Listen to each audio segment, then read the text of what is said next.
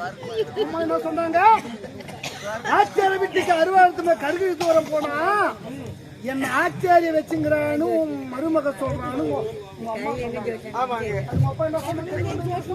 நான் பாயிட்டு குடிச்ச 4 வருஷம் ஆகுது. ஆகிட்டு கோட்டர் வாங்கிட்டு வந்து வச்சிருந்தான். அதுல அவனுக்கு தெரியாம கட்டிங்க சாப்பிட்டு தண்ணி ஊத்தி வச்சுக்கிறது அவங்க சொல்றாங்க. அம்மா சொன்னது என்ன? அப்பா சொன்னது எங்க அப்பா தான் ஒரு செவடன் ஆசையா அப்பா செவடன் நிஜமா நான் ஒரு மூலையா நின்னுறேன். பையன் இங்க வாணி என்ன கூப்பிட்டு எங்க அப்பா நீ நல்ல மனுஷன். மாட்டு கோட்டை முந்தா தச்ச காத்துல சாஞ்சு போச்சு கொட்டை கட்டணும்.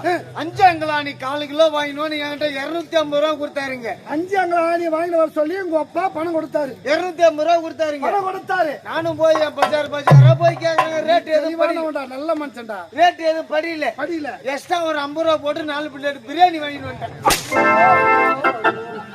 ஏண்டா அப்பா வாங்கி வர சொன்னது ஆணி. நீ ஏன் பிரியாணி வாங்கி வந்த? நானும் தான் ஒரு செவடன் ஆசை. செவட்டுக்காரன் கலக்குறா. செவட்டுக்காரங்க நான் செவடன்றியா? யார்தான் செவடா? போன மாசம் உன் வீட்டுல நான் தான் சண்டை சொல்றேன்.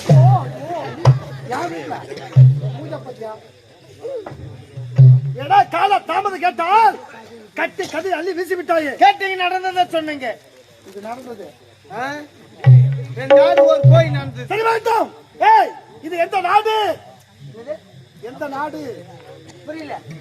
இது எப்படிப்பட்ட இடம்? எதுக்கு நீ வந்த? எல்லாத்தையும் என்கிட்ட கேட்டு தெரிஞ்சுக்கிட்டு நீ எதுக்கு வந்தன்னு கேக்குறேன். ஏய் நான் யாரு? நீ யாருன்னு உனக்கே தெரியல.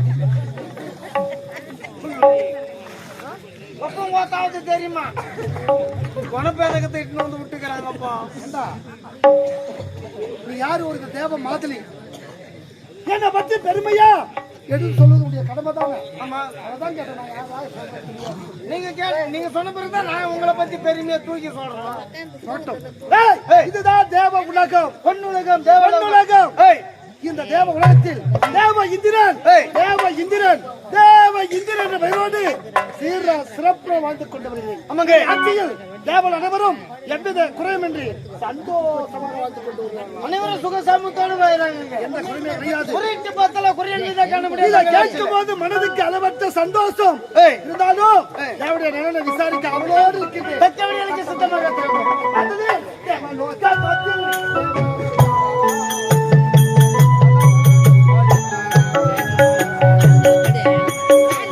லோகமது தேவரெல்லாம் பிறப்புடனே வாழ்கின்றார்.